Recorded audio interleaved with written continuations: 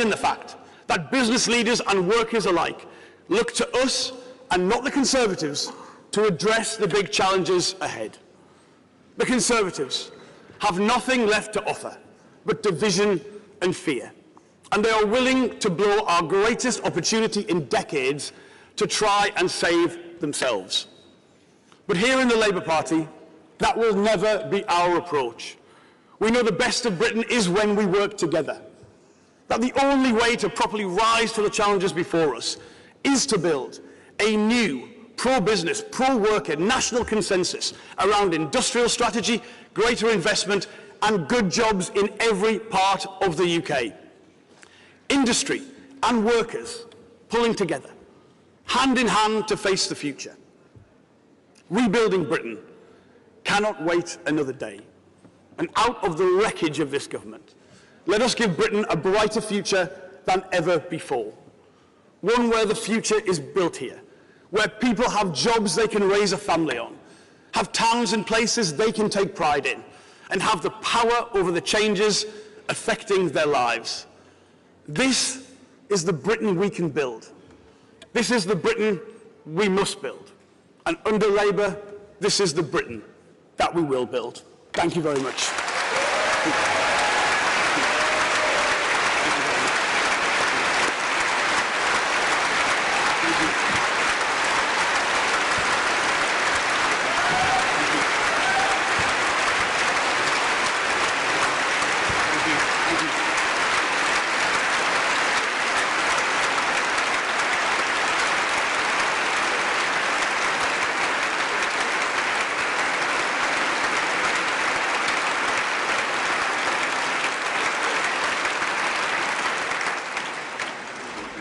Thank you, Jonathan, and you were already 15 seconds out. So I'll take that back next time you speak. So thank you, Jonathan, for that. And I now have pleasure in introducing to conference to welcome our Shadow Chancellor. And I've just had a little note, the next Chancellor. On there, so promotion already.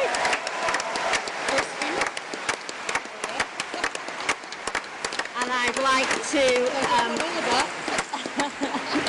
like to welcome the retail consultant and business expert and broadcaster Mary Porters to introduce our Shadow Chancellor. Thank you.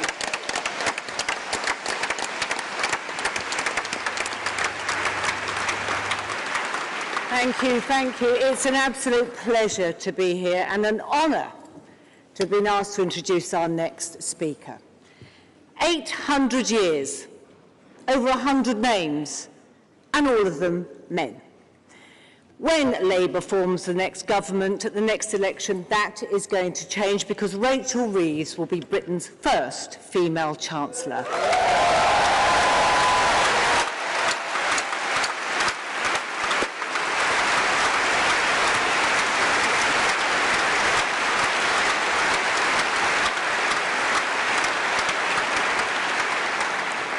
And that is historic, not just for women and for women at the top, but also because this will mean that politics will really start to work with business to propel us forward into the new future we all so desperately need. Rachel knows that good, responsible business creates jobs. It provides security and dignity to working people, and the innovation that is vital to a greener future. And today, too many businesses are failing to reach their potential.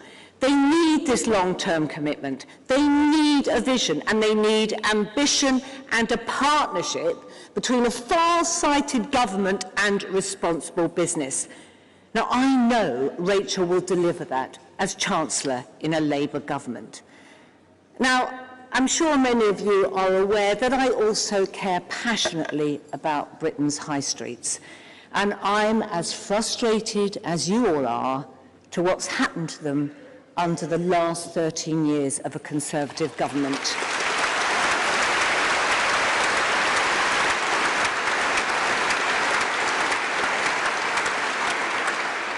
I am absolutely confident that Labour will breathe life back into our high streets again. Rachel's committed to scrapping business rates and replacing them with a fairer system that will provide critical support to many of the small businesses that make up, let's face it, 99% of our economy, and they are the backbone of Britain. Because Rachel understands just how much our high streets matter. This is not just for the economy, but for the vital sense of community and connection that they foster.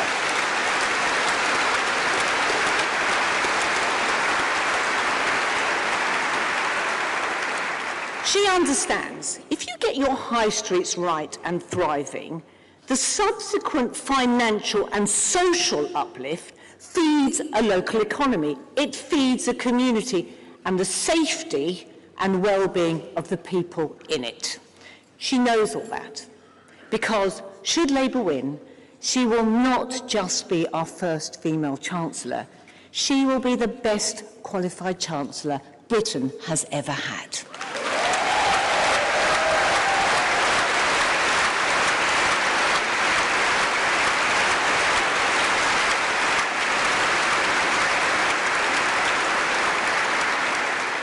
She's an economist. She knows the numbers. She's worked at the Bank of England, had a career in finance, which she gave up, incidentally, to represent the people of Leeds West. Today, she's exactly where she's supposed to be, or she's almost where she's supposed to be. So, Conference, I'm delighted to introduce the Shadow Chancellor of the Exchequer, Rachel Reeves.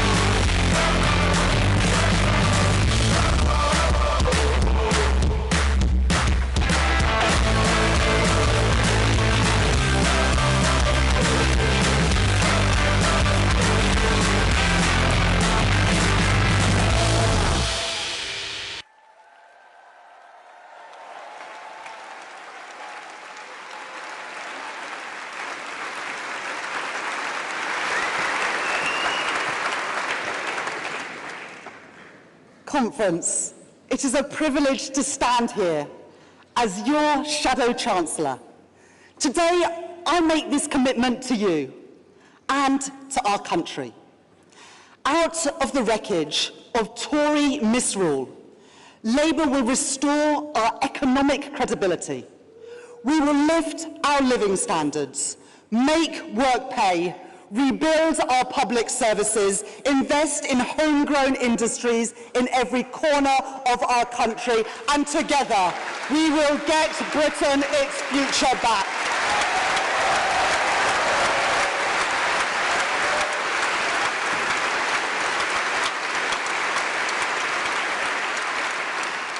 This is a momentous week. For too long, we have gathered in these halls with the power to talk, but not with the power to do.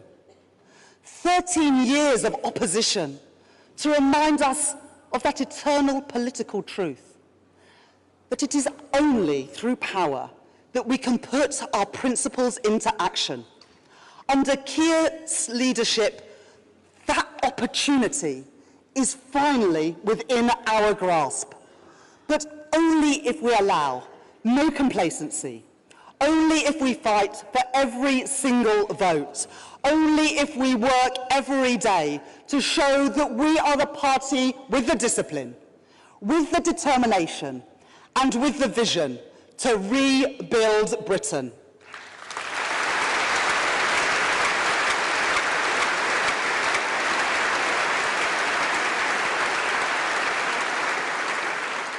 Labour's task is to restore hope to our politics. The hope that lets us face the future with confidence, with a new era of economic security, because there is no hope without security. You cannot dream big if you cannot sleep in peace at night. The peace that comes from knowing that you have enough to put aside for a rainy day, and the knowledge that when you need them, strong public services will be there for you and your family. The strength that allows a society to withstand global shocks, because it is from those strong foundations of security that hope can spring. Conference, the choice at the next election is this: 5 more years of the Tory chaos and uncertainty which has left working people worse off, or a changed Labour Party offering stability, investment and economic security so that working people are better off. It falls to us to show that Labour are ready to serve, ready to lead and ready to rebuild Britain.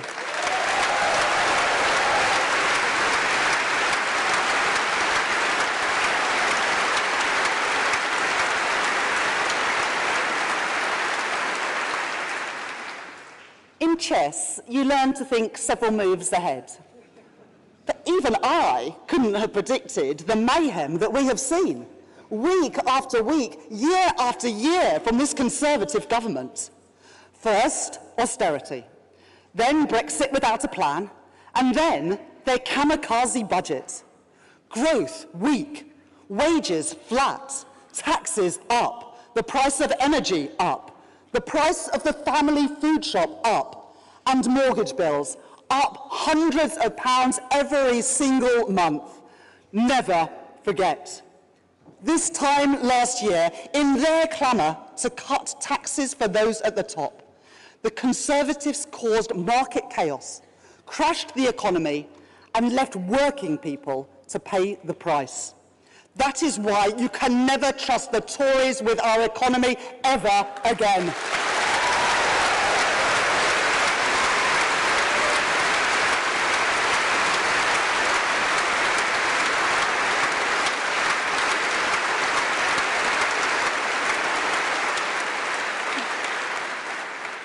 What did we see last week from the Tories in Manchester? A government bereft of ambition for Britain, so ready for opposition that they're behaving like they're already there, looking inwards, not outwards, to the country, queuing to cheer the extremists rather than kicking them out of their party.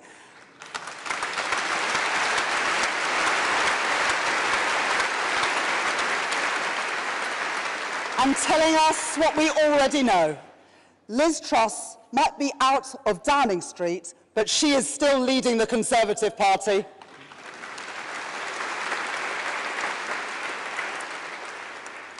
The one sensible thing that they came up with was their phased smoking ban, which we support.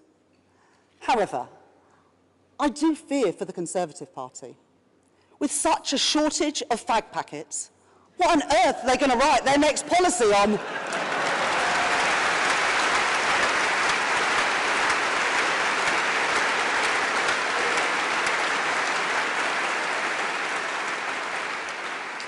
And what about the Prime Minister? Well, Rishi Sunak had the chance to denounce the politics and the policies of Liz Truss, to make clear that he would never repeat her mistakes. But he didn't.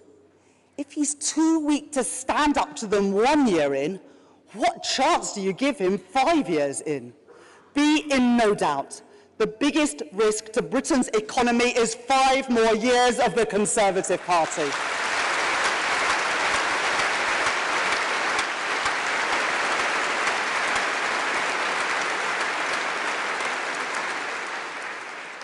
contrast, Labour's defining economic mission is to restore growth to Britain. But it is no use simply claiming that we want economic growth without new ideas for how we can achieve it. That starts with understanding the world as it is today, a world that has been reshaped by new technologies, by the pandemic, by war, by great power rivalries, and by the climate crisis. In short, globalisation as we once knew it is dead. Disruption to supply chains that span the globe has revealed the perils of prizing only the fastest and the cheapest, and our ability to make the things essential to our national security has been depleted.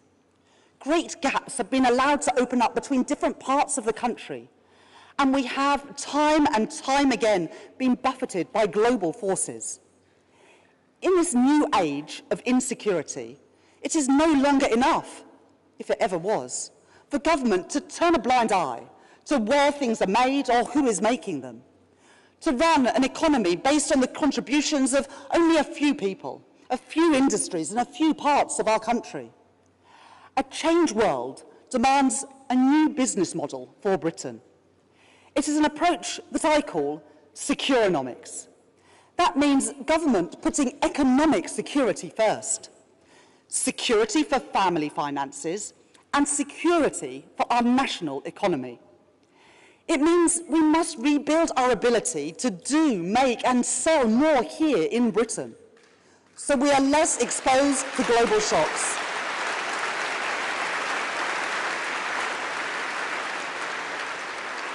Governments around the world have come to understand this in a way that our government cannot.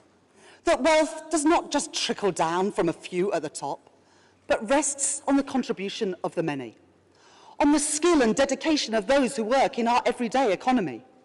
Care workers, postal workers, supermarket workers, and on entrepreneurs, innovators and scientists.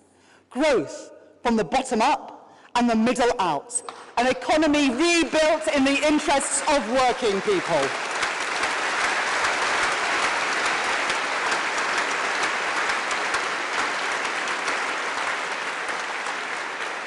Because from security comes hope. Labour will commit itself to rebuilding that security, to restoring that hope. Labour is ready to serve, ready to lead, ready to rebuild Britain.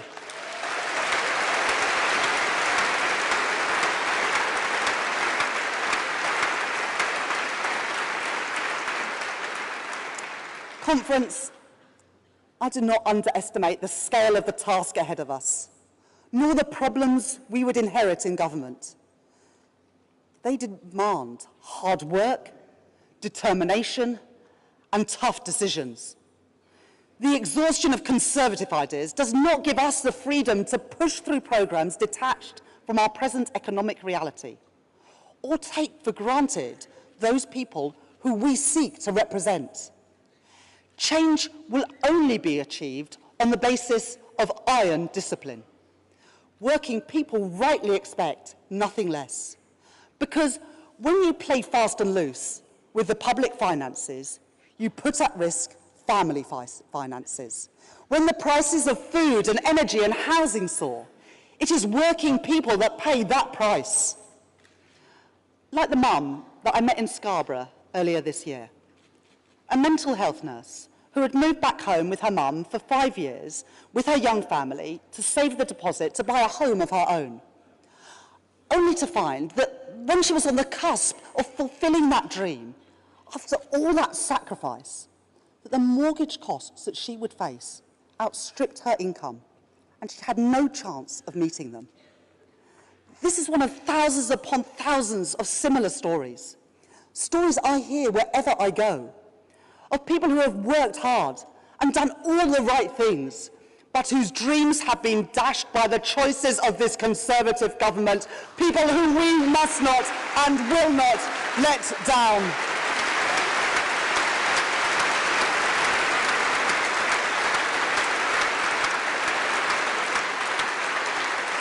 So a Labour government will not waver from ironclad fiscal rules, nor play the Tory game of undermining our economic institutions. The last Labour government granted operational independence to the Bank of England. I started my career as an economist at the bank, and I saw the lasting contribution that made to Britain's economic success. So we will protect the independence of the bank, the Office for Budget Responsibility, and our civil service.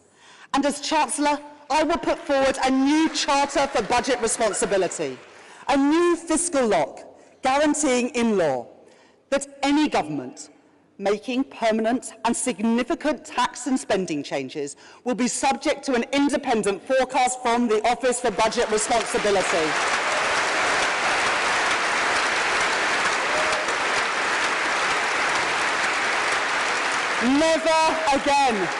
Never again will we allow a repeat of the devastation that Liz Truss and the Tory party have inflicted upon family finances. Never again will a Prime Minister or Chancellor be allowed to rush through plans that are uncosted, unscrutinised and wholly detached from economic reality.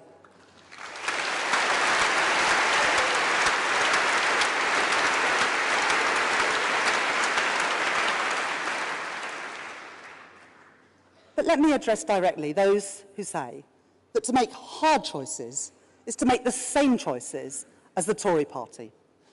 To them, I say, economic responsibility does not detract from advances for working people. It is the foundation upon which progress is built.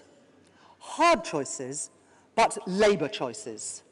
The choice to back our high streets and small businesses by requiring online tech giants to pay their fair share.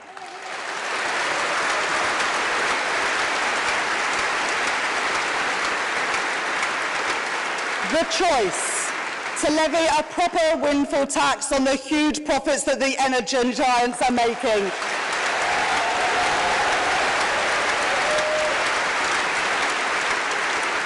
So that working people do not bear the brunt of a crisis that they did not create. The choice to abolish the non-dom tax status and put that money into our National Health Service instead. Because, Conference, if you make your home in Britain, you should pay your taxes here too, and with Labour, you will.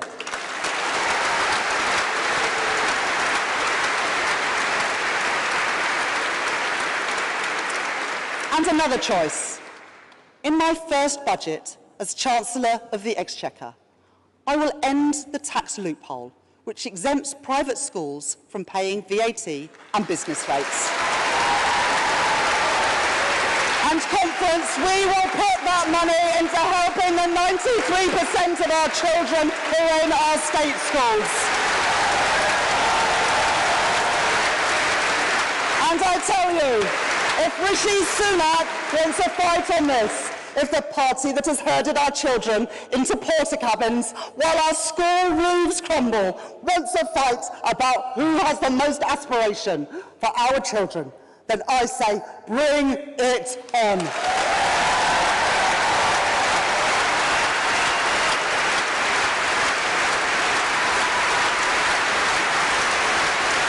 Conference, we are ready to serve, ready to lead, and ready to rebuild Britain.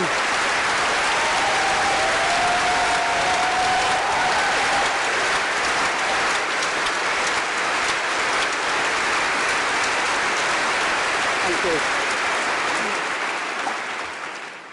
I didn't come into politics to raise taxes on working people.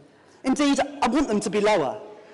But the Tories have piled 25 tax rises on ordinary working people and businesses, while allowing the wealthiest to avoid taxes, keeping loopholes open, and letting government waste spiral. Taxpayers' money should be spent with the same care with which we spend our own money. I remember my mum would sit around the kitchen table with her bank statements and her receipts. We weren't badly off, but we didn't have money to spare. For my mum, every penny mattered. I learned that same lesson at the Bank of England. responsibility must always come first. But for too long, Tory governments have allowed money to be wasted and taxpayers defrauded. So Labour will wage a war against fraud, waste and inefficiency.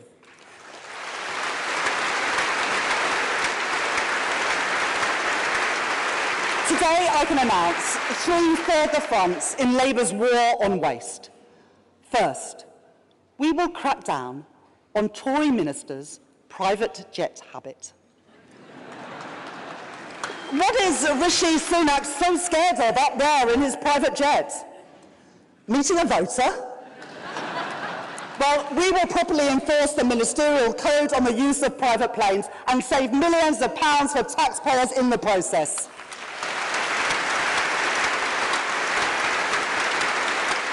Second, we will slash government consultancy spending, which was almost quadrupled in just 6 years. Now, consultants can play an important role, but taxpayers must get value for money. So we will introduce tough new rules. If a government wants to bring in consultants, they must demonstrate value for money. And if they cannot, that request will be denied. We will aim to cut consultancy spending in half over the next Parliament.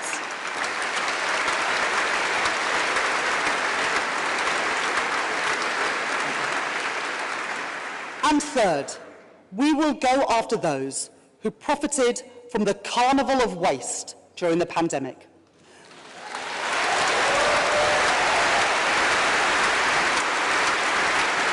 Today, the costs to the taxpayer of COVID fraud is estimated at £7.2 billion, with every single one of those cheques signed by Rishi Sunak as Chancellor. And yet, just 2% of all fraudulent COVID grants have been recovered. So I can announce today that we will appoint a COVID corruption commissioner supported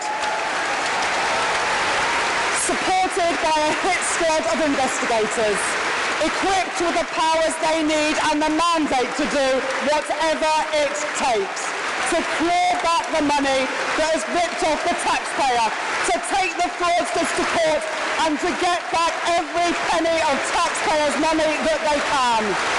Because, conference, that money belongs in our NHS, it belongs in our police, it belongs in our school. And let me tell you, we want that money back. We are ready to serve, we are ready to lead. Conference, we are ready to rebuild Britain.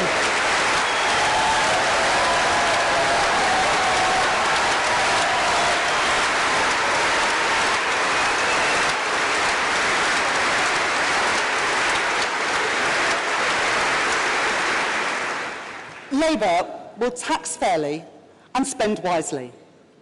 But, conference, I must tell you, you cannot tax and spend your way to economic growth.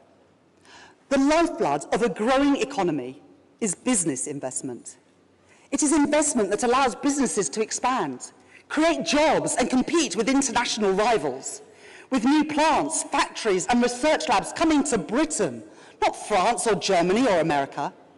But today, we lag well behind our peers for private sector investment as a share of GDP, with tens of billions of pounds less spent on new machinery and new infrastructure.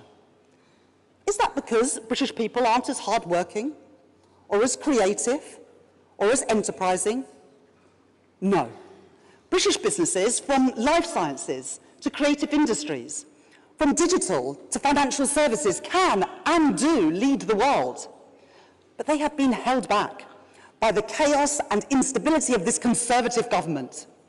So Labour will aim to restore investment as a share of our GDP to the level that it was under the last Labour government, and to bring us in line with our peers, adding an additional £50 billion to our GDP every single year, worth £1,700 for every household in Britain.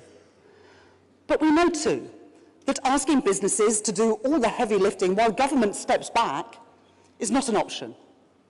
As our competitors understand, there is a role for government in encouraging and de-risking investment in new and growing industries. So we will provide catalytic investment through a new national wealth fund. Financial responsibility means knowing when not to spend, but it also means making sure that when you invest, you get the bang for your buck. So we will set that new national wealth fund a target. For every pound of investment that we put in, we will leverage in 3 times as much private investment. And conference, be in no doubt. No matter what political games the Tories are willing to play over our energy transition, no matter how willing they are to ignore the warnings of businesses, investors, and trade unions, no matter how many times they put short-term political calculation over the security and the prosperity of the British people, Labour will make the long-term decisions and invest in British industry, driving down bills and creating new jobs.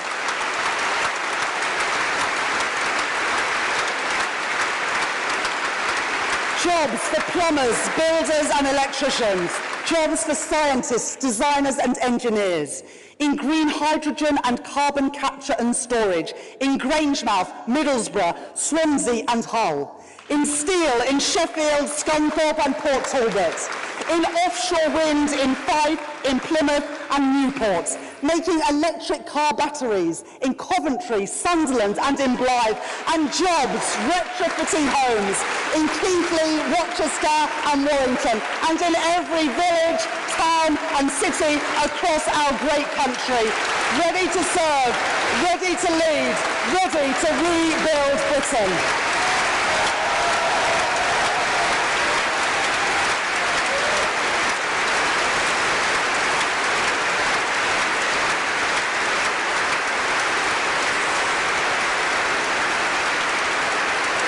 And conference. If we want to spur investment, restore economic security and revive growth, then we must get Britain building again. The Tories would have you believe we can't build anything in Britain anymore. In fact, the single biggest obstacle to building infrastructure, to investment and to growth in this country is the Conservative Party itself. Just look at the fate of HS2. A major transport project lost, another promise broken, because the government could not keep costs under control. By the time this government even recognised that they had a problem, the project was already £30 billion over budget. The question must be, how was it ever allowed to get to that point? If I were in the Treasury, I would have been on the phone to the Chief Executive of HS2 non-stop, demanding answers and solutions on behalf of taxpayers, businesses and commuters. But with this government, it has become a pattern. When it comes to getting things built and projects delivered, Britain has become the sick man of Europe, with HS2 coming in at 10 times the cost of the French equivalent. And that is why our Shadow Transport Secretary, Louise Haigh, will commission an independent expert inquiry into HS2 to learn the lessons for the future.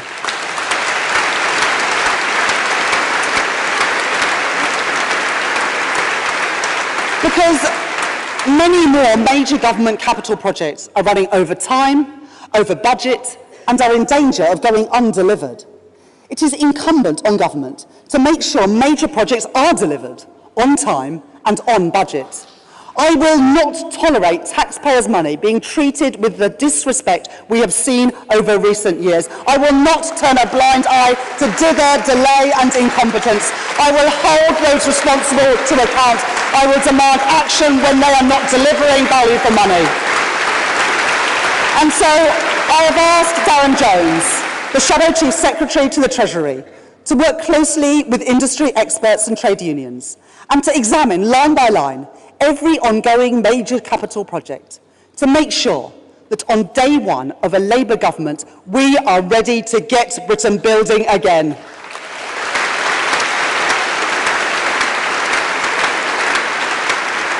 If the Tories won't build, if the Tories can't build, then we will. We will take on our antiquated planning system. Since 2012, decision times for national infrastructure have increased by 65%, now taking 4 years. With Labour, that will change. So today, I am announcing our plans to get Britain building, a once-in-a-generation set of reforms to accelerate the building of critical infrastructure for energy, transport and housing, to fast-track battery factories, life sciences and 5G infrastructure, the things that we need to succeed in the decades to come, and to tackle the litigation which devours time and money before we even see shovels in the ground, and to make sure that when a local community hosts national infrastructure, they will feel the benefits, including through lower energy bills. Conference, it is time that we had a government that matched the ambition that people have for their families and communities, a government siding with the builders, not the blockers, a government that will get Britain building again, and with Labour, we will.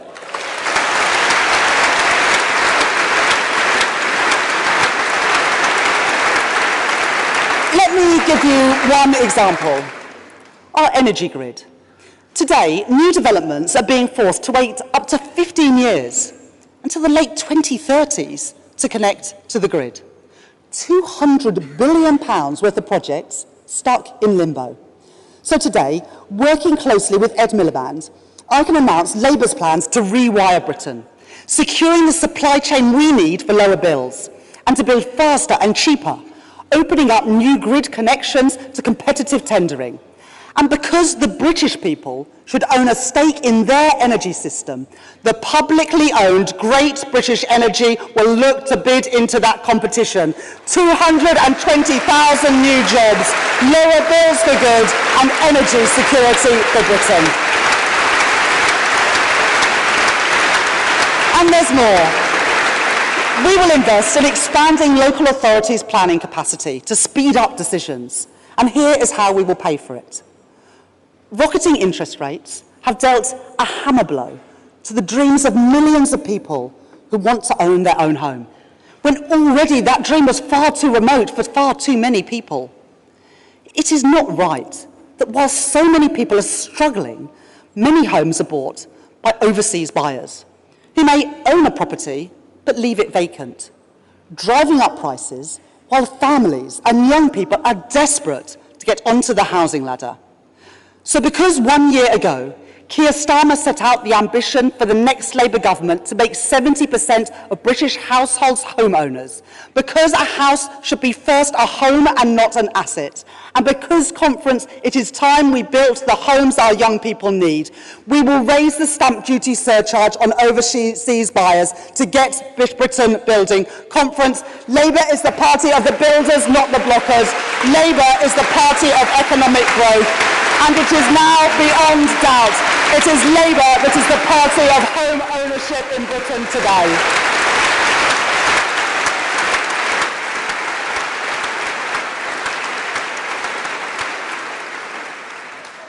Working people need the skills to succeed in the modern economy and the security to utilise them. From security, hope. The parents struggling to balance caring responsibilities and work. The key workers struggling to pay the rent. The would-be entrepreneurs struggling to access the finance to turn brilliant ideas into commercial reality. A productive economy cannot be built on such fragile foundations, because there is now a mountain of economic evidence that higher wages and greater job security have real benefits for businesses. And there is also a mountain of human evidence, of too many children growing up in poverty, of too many parents skipping meals, of too many people waiting by the phone to find out whether they have work that day or not. So, as Angela Rayner set out yesterday, the next Labour government will offer a new deal for working people. 0-hour contracts banned, fire and rehire gone, sick pay strengthened, and basic rights from day one. And Conference, it was the last Labour government which finally delivered on the promise of Keir Harding to implement a national minimum wage. The fight against poverty pay has always been at the very heart of our movement. And so the next Labour government will go further. Not a rebrand of the minimum wage like the Tories, but for the first time, a minimum wage taking account of the real cost of living. Finally, conference, with Labour we will have a genuine living wage.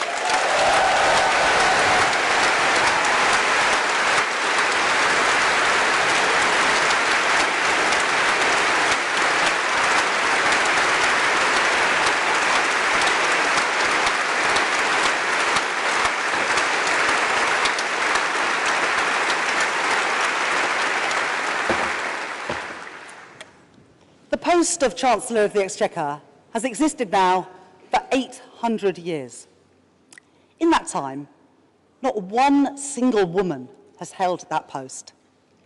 Conference, when we next meet, I intend to address this hall as Britain's first female Chancellor of the Exchequer.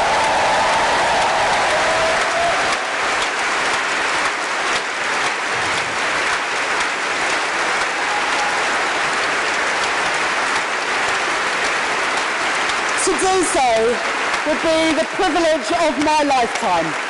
But more important than that, it would come with a great weight of responsibility. The responsibility to show our daughters, to show my daughter, that they should place no limits on their ambitions. And the responsibility too, like Labour women before, to drive progress for women. Still, half a century after the Equal Pay Act, women in Britain earn on average 15% less than men. On current trends, it may take until 2044 for that gap to disappear. Well, women cannot afford to wait that long, and nor should we have to.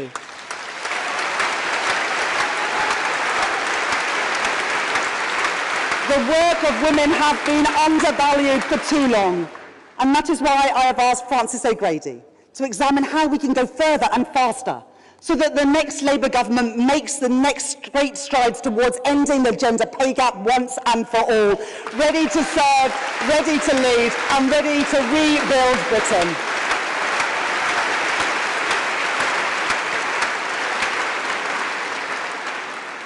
We have changed this party so that we may have the chance to change our country. Labour will fight this next election on the economy. Every day we will expose what the Conservatives have done to our country. Because the questions people should ask themselves ahead of the next election are simple. Do you and your family feel better off than you did 13 years ago?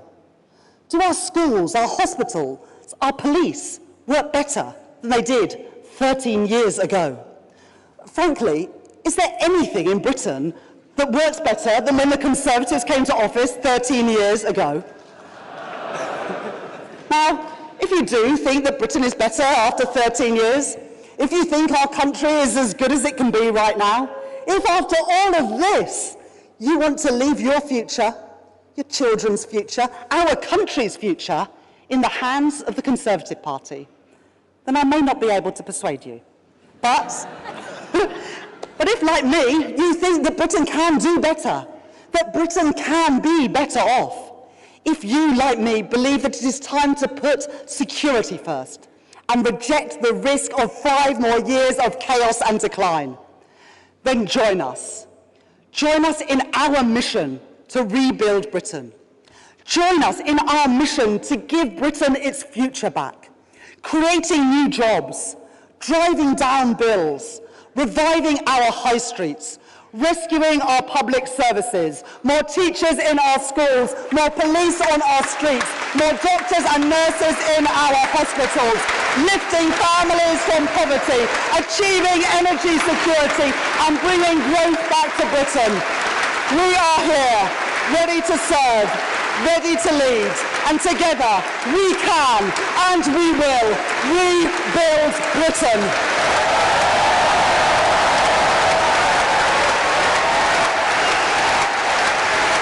Thank you.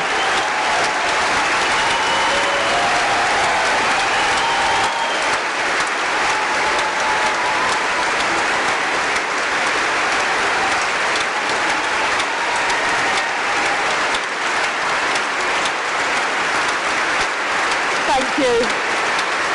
Thank you so much, conference. Thank you.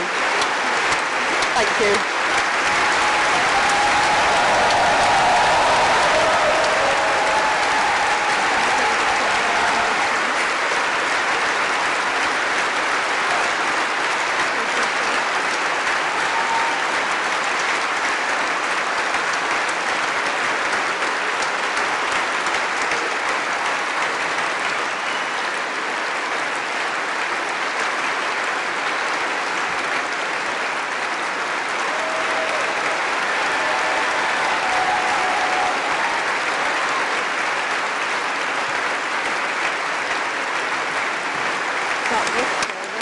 Just give them a minute and then ask them.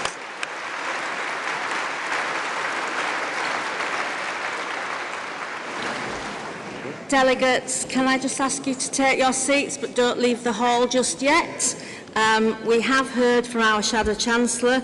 Now I'm proud to introduce a short message from the former Governor of the Bank of England, Mark Carney.